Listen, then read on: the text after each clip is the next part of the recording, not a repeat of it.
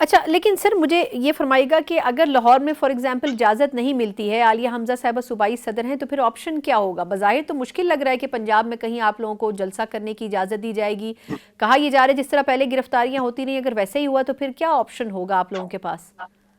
دیکھیے جی، گرفتاریاں تو شروع ہو چکی ہوئی ہیں 3-4 دن سے، آلریڈی چھاپے پڑ رہے ہیں، ہاں فسطائیت کی بھرمار ہے، لیکن یہ کس آئین اور کس قانون کے مطابق ہمیں جلسہ کرنے کی اجازت نہیں دیتے؟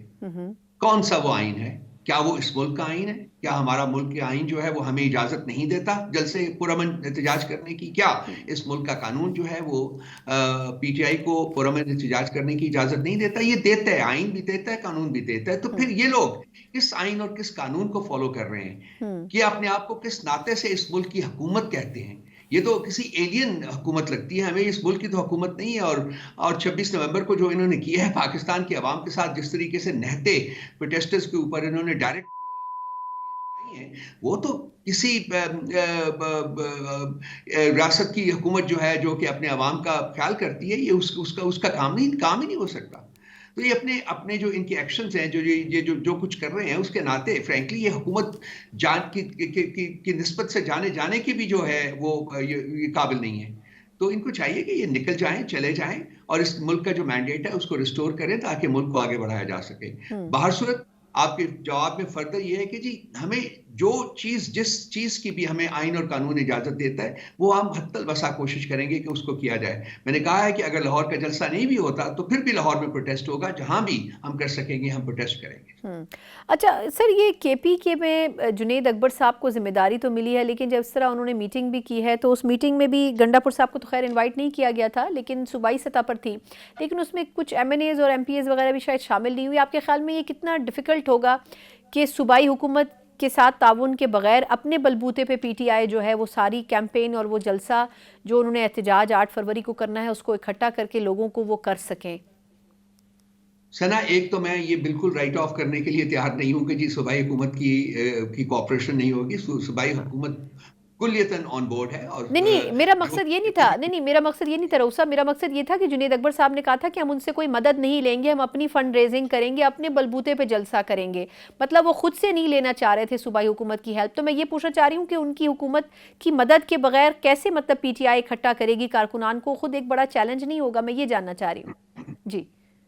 جنید صاحب ایک زیرک سیاستدان ہیں، وہ گراس روٹ پالیٹیشین ہیں، وہ عوام میں رہ کے اپنی پالیٹکس کرتے ہیں۔ اگر انہوں نے یہ سٹیٹمنٹ دی ہے تو آئی ایم شیور کہ وہ ان کے پاس ایونیوز ہوں گے جس سے کہ وہ جو بھی فنڈز وغیرہ جو ہیں وہ کلیکشن کر سکیں اور کر لیں گے۔ لیکن باہر صورت صوبائی حکومت موجود ہوتی ہے، اور وہ ان کا کوآپریشن جو ہے، ان کی سپورٹ جو ہے وہ کلیتاً حاصل ہوگی جنید صاحب کو۔ اور یہ جنید صاحب کا جو صدر پی ٹی آئی کے پی بننا جو ہے، وہ بھی اس چیز کی نشاندہی کرتے ہیں کہ ہم حکومت کو چاہتے ہیں کہ وہ اپنا کام کرے اور جو جماعت ہے وہ اپنا کام کرے، اور دونوں جو ہیں وہ فل ٹائم جابز ہیں۔ تو اسی لیے ہم نے حکومتی عہدے اور پارٹی کے جو عہدے ہیں ان کو سپریٹ کیا ہے۔ اور میرا خیال ہے کہ جنید صاحب اسی کانٹیکسٹ میں بات کر رہے تھے جی کہ اب میں بحثیت صدر پی ٹی آئی کے پی جو ہے وہ ہمارے اپنے ریسورسز جو ہیں ہم ان کو جنریٹ کریں گے تاکہ ہم پروونشل حکومت کے اوپر بوجھ نہ بنیں۔ تو دیٹس اے ویری کمینڈیبل نہیں بالکل آبویسلی، یقیناً وہ کوشش کر رہے ہیں اور وہ ان کا مقصد بھی یہی تھا۔ اچھا آپ سر تھوڑا سا میں آپ سے عدلیہ سے حوالے سے لاسٹ فیو منٹ سے کامنٹ لینا چاہوں گی۔ جو اسلام آباد ہائی کورٹ میں کچھ ججز کی تعیناتی ہوئی، اس کے اوپر وکلا کی طرف سے، تنظیموں کی طرف سے بھی بڑا ایک ریزسٹنس سامنے آیا۔ آپ کو لگتا ہے کہ یہ، اور خبریں بھی یہی ہیں کہ انہی میں سے کسی ایک جج کو اسلام آباد ہائی کورٹ کا چیف جسٹس بنایا جائے گا، آپ کے خیال میں یہ روٹین کی کارروائی ہے کیونکہ اکارڈنگ ٹو دا کانسٹیٹیوشن ہی کیا جا رہا ہے جو کیا جا رہا ہے، پھر آپ کے خیال میں اس پہ یہ ریزسٹنس کیوں آ رہا ہے وکلا کی اور دیگر تنظیموں کی طرف سے؟ دیکھیے، جو 26ویں آئینی ترمیم ہے وہ ایک الیجیٹمیٹ چائلڈ ہے، اور یہ جو سب کچھ ہو رہا ہے اس کے ناطے یہ اس کے آگے الیجیٹمیٹ بچے ہیں اس الیجیٹمیٹ چائلڈ کے۔ تو یہ کسی صورت میں بھی ان کو آئینی اور قانونی نہیں قانون کے مطابق نہیں کہا جا سکتا۔ یہ جو کچھ بھی ہو رہا ہے، یہ جو حکومت ہے اس کی ڈیسپریشن ہے، صرف اس لیے کہ وہ پی ٹی آئی کو ہر صورت میں کنٹرول کرنا چاہتی ہے، ہر صورت میں یہ انشور کرنا چاہتی ہے کہ پی ٹی آئی کو انصاف نہ ملے۔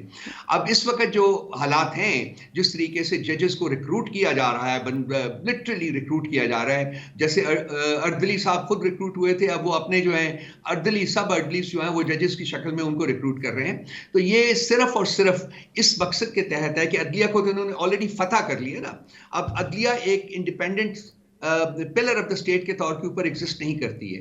तो अब ये चाहते हैं कि अदलिया में इनके अपने जजेस बैठे, इनके अपने बेंचेस बने और इनके अपनी पसंद की जजमेंट्स आए।